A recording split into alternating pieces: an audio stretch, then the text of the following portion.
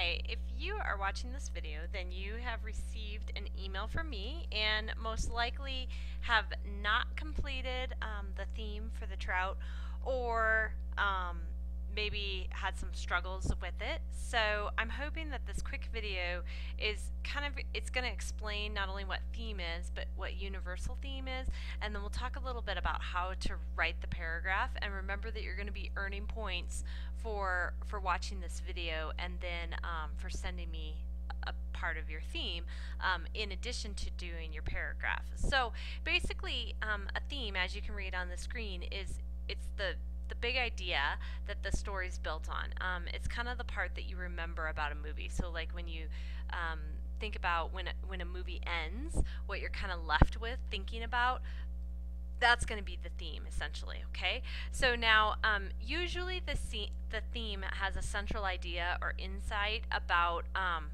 life or human behavior in general. Okay, so here's an example: living a simple life leads to greater personal freedom.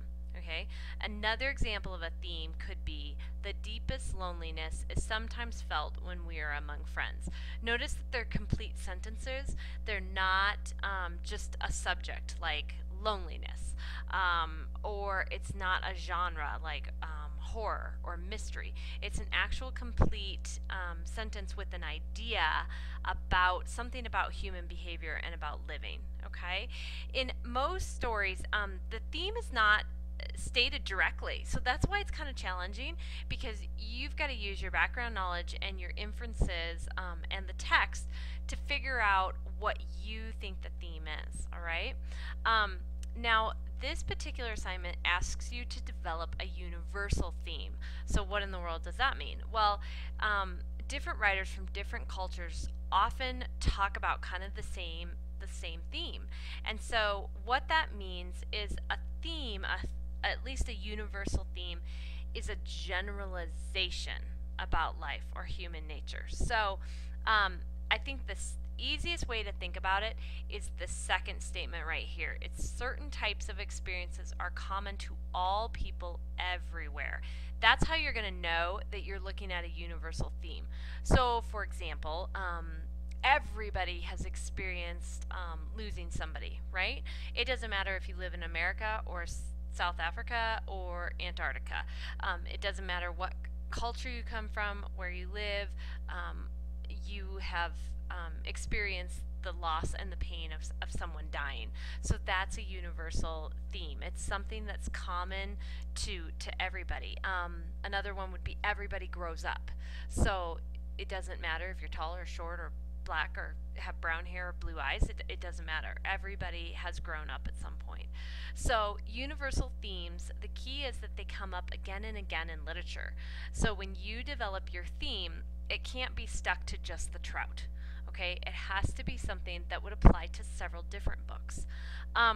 Usually it deals with basic human concerns, so like good and evil, life and death, love and loss. Those are just some of the common ones. Okay, and usually they're common experiences. So like I said, you know, you can look at like love.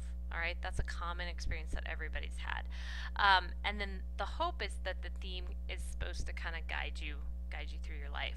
So I did this during Class Connect to kind of show you an example. So if you look at the Little Red Hen, Beauty and the Beast, the Three Little Pigs, the Ugly Duckling, and the Frog Prince, they actually fall into these two themes. It pays to work hard and plan ahead, and appearances can be deceiving.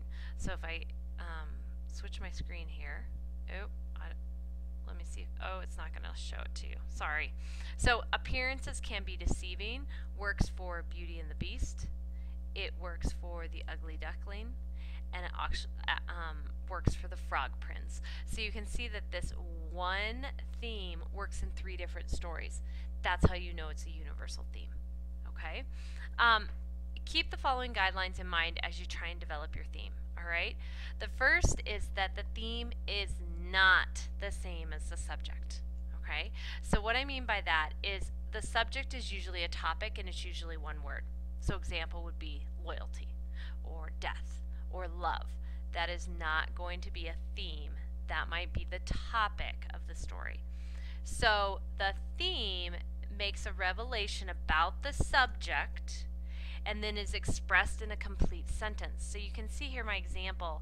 I've taken loyalty and then it was changed to loyalty to a leader is not always noble. So it completely changes it from the subject of loyalty into a theme by making sure it's expressed in a complete sentence. So if you're going to go with something like love or growing up for the Trout, you need to make it a complete sentence. And remember, you can't use specifics for the theme. You don't want to use specifics to that story or that character. So you wouldn't want to say like, in the story of the Trout, Julia grows up, and that's the theme. Because then it's not universal. Then it's stuck to that character and that story. So the other thing is, if you're trying to figure out how to find the theme, if you're thinking, okay, this is great, Miss Moore, but I have no idea what I'm gonna do, okay? There's a few different ways you can figure it out. One is the theme usually comes up through what the characters learn. So you know in the Trout that Julia is our main character, right? And she does change. If you think about who she was in the beginning of the story and who she was at the end of the story, they're different people. So you want to think about, how has she changed, okay? What did she realize at the end of the story that she didn't know at the beginning of the story about herself, or you know, whatever it is? How did she change and what did she realize? That's going to give you a hint to the theme, okay? The other hint is the conflict in the story. So if you think about what is the conflict in this story, what is Julia kind of facing? What is the big dilemma? And that is going to give you a hint to the theme, okay? So then think about the end of the story. How is this conflict resolved? Based on how it's resolved, that's going to give you a hint to your theme, okay? So we're going to actually ignore this part. Ignore that part, sorry. Sometimes the title gives us clues. I'm not sure how much the Trout gives us a clue in this particular case. If we think about like appearances can be deceiving and we go back to Beauty and the Beast, that might give us a little bit of a hint, or the Frog Prince, because you know that might give us a little bit of a hint. But I'm not so sure in this case that the Trout, you know, gives us too much of a hint. So let me just look really quick if so this next, so you can kind of skip the title part. This part right here, the theme applies to the entire work.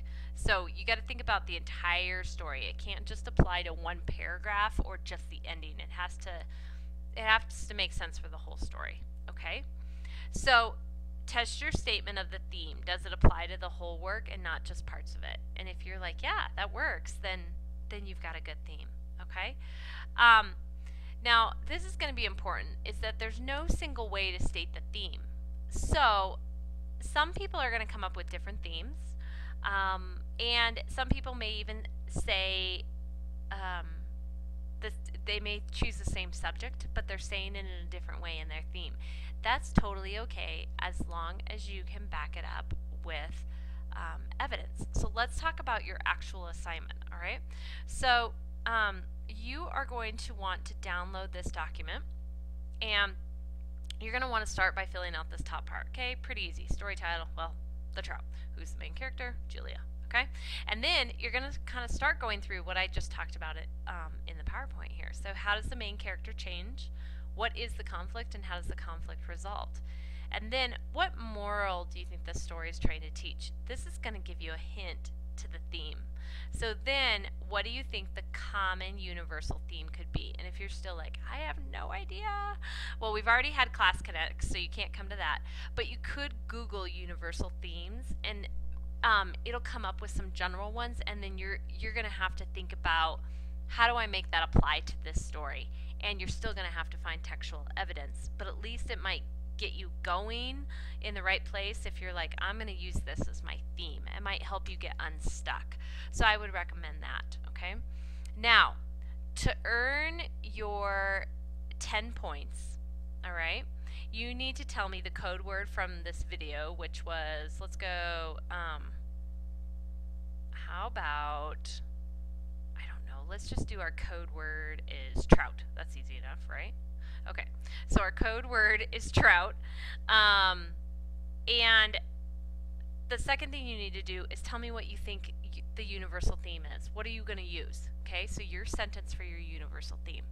But that's only going to give you 10 points. So the way that you earn your other 30 points for the assignment is you need to put it into a paragraph. Notice this is only going to be 1, 2, 3, 4, 5, 6 sentences. You can do 6 sentences, okay? So your first sentence, which is going to be green, is just your theme. Just point out, tell me what you think the theme is, okay? Then your next sentence, which is going to be yellow because it's your reason. It's your reason you think that's the theme. What's the detail of how you know that's the theme? Okay? And then now you've got to add a red sentence with the evidence. And the evidence is going to be slash the quote. So the quote from the story that proves your detail. And then you're going to have a second yellow, which is your second detail of how you know that this is your theme, that whatever you've chosen, how you know, and then a quote. And then the last one is you just summarize up the theme. That's it. And submit. Save and submit. Okay? So if you have any questions, let me know. And otherwise, I know you can do this. And I hope to hear from you soon.